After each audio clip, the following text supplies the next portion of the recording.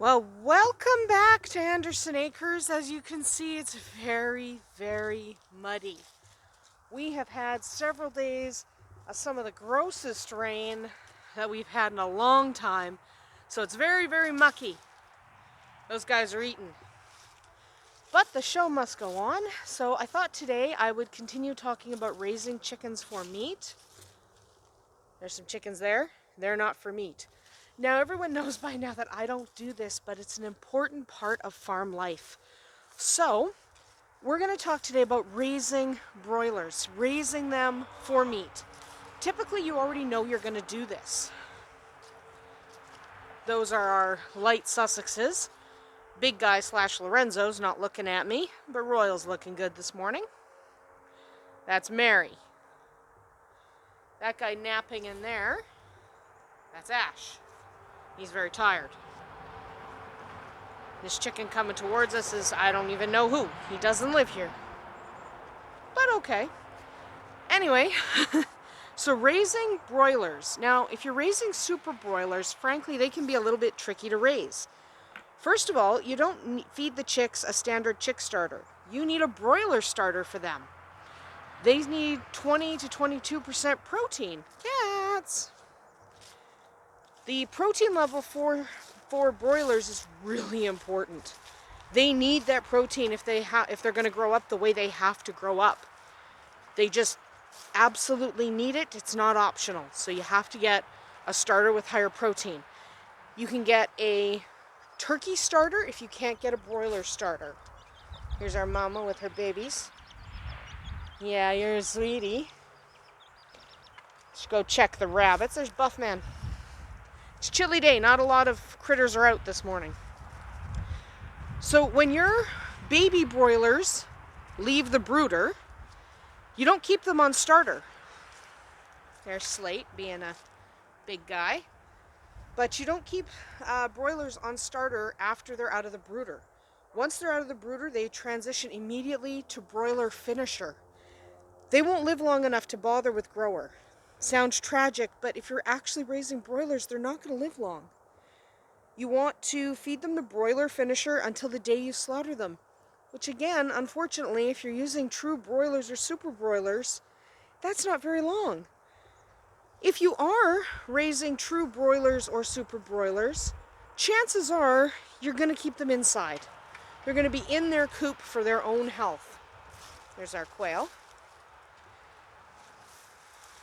So if you are keeping them inside for their own health, for their own good, then you're going to want at least 2 square feet per bird when they're young. Okay, after they leave the brooder.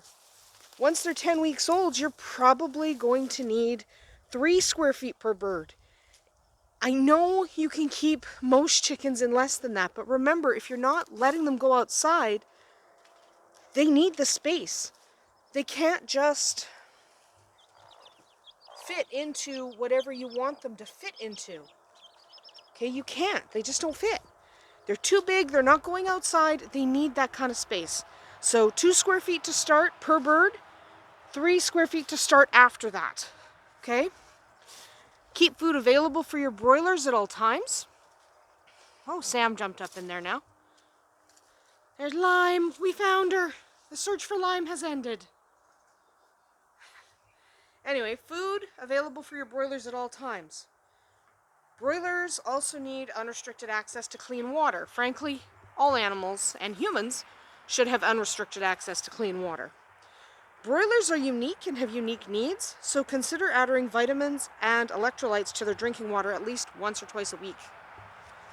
Big guy, I see him. Looking at me now, man?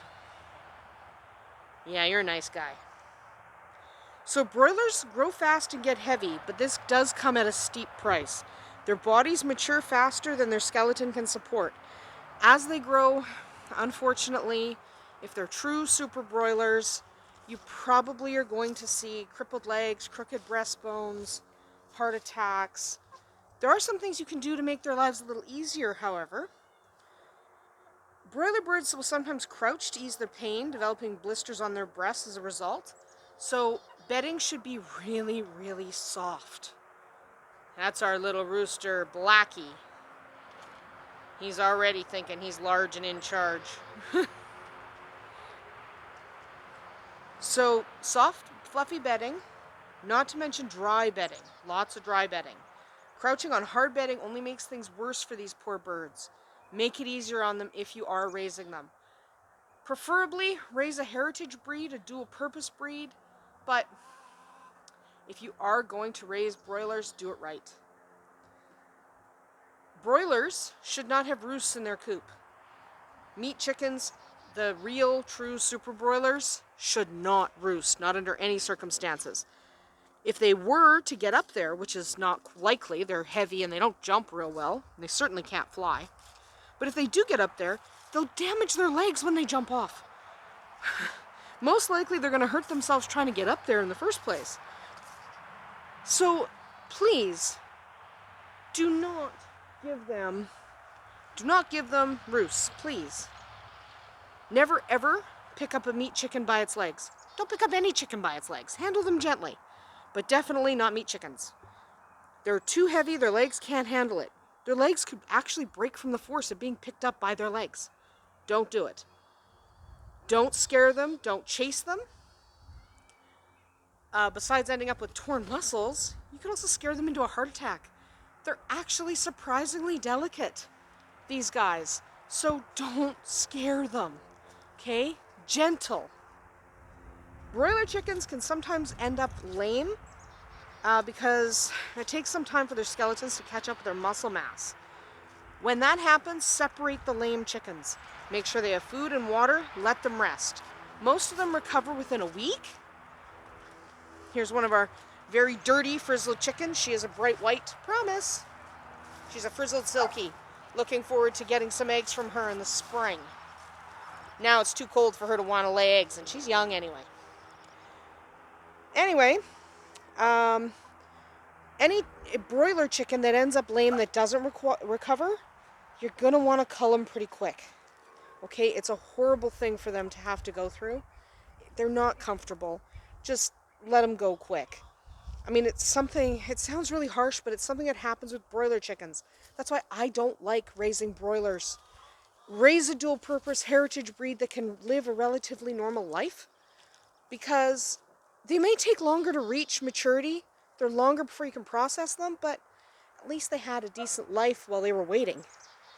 Meat chickens, true broilers, they don't. It's not a good life. So keep disease and parasites out of your meat chickens. That should go without saying. You want to keep it out of all your chickens, but you certainly want to keep it out of your meat chickens. Strip down the coop and sterilize it between batches of chicks. Avoid illnesses and parasites, not just for the usual reasons, but some illnesses means you're not going to be able to process your birds for human consumption anyway. So you're going to want to keep them very, very clean. You can't even always medicate a meat chicken because some medications have a lifetime withdrawal or are not approved for use in animals intended for human consumption. So you're going to have to be careful. You don't want diseases getting into your meat chickens. You don't want diseases getting into anyone. I mean, I don't want these 3 to get sick. And I know there's a 4th one. I don't know who that is. Okay, that's not my chicken. She's just here. So it's these 3 I'm primarily concerned about. So that is basically how you raise meat birds that are true broilers. I would really encourage you to go with a dual-purpose breed. Go with something that can live a more normal life. One, you'll enjoy it more. Really, you will. But the bird will also have a much nicer life. All right? It'll be better for everyone. So I encourage you to avoid true broiler chickens. Going over here to look at Lav and Baby.